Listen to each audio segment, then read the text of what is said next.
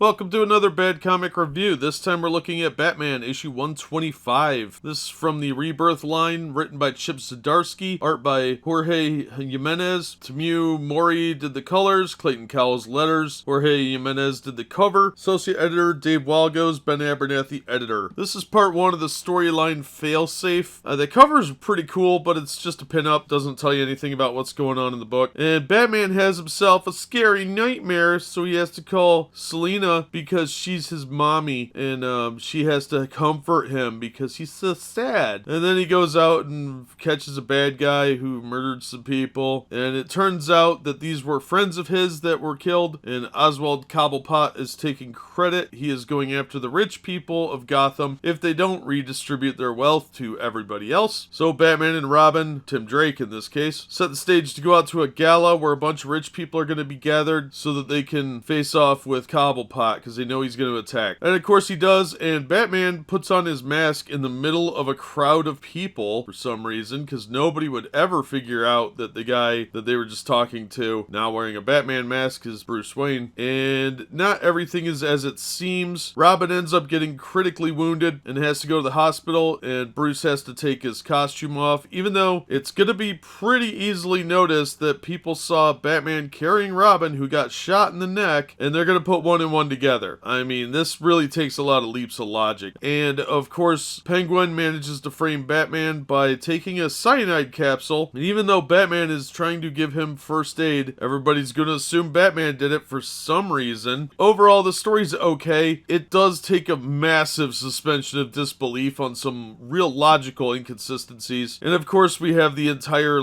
rich people have to give up their money to the poor nonsense, which is tiresome in comics these days. And the end is a cliffhanger leading to something, I don't know, they really didn't set that up very well. This is probably going to be better read in trade format, but it's okay. The art's not bad. I would like it if they would stop using emotion lines like exclamation points and little action lines to emphasize somebody being shocked. I know it's something they've picked up from manga, where people that are angry or shocked have these little almost exclamation points or lines. Sometimes there's actual exclamation points and sometimes it's question marks. I think that's weird and lazy. If you can't portray it in their facial expression, you're failing as an artist. Because the art could hold up on its own, otherwise Jimenez has gotten a lot better, but the constant use of action lines is very, very distracting. Now there's a backup story, unfortunately, called Two Birds, One Throne, written by Chip Zdarsky, art by Belen Ortega. Guerrero did the colors, Clayton Cowles letters, Dave Walgo's editor, Ben Abernathy group editor. Catwoman goes to the Iceberg Club to try and break up some gang warfare that's going on, and the underbroker shows up with his robot lawyer named the Executor, and the robot lawyer, I kid you not, is going to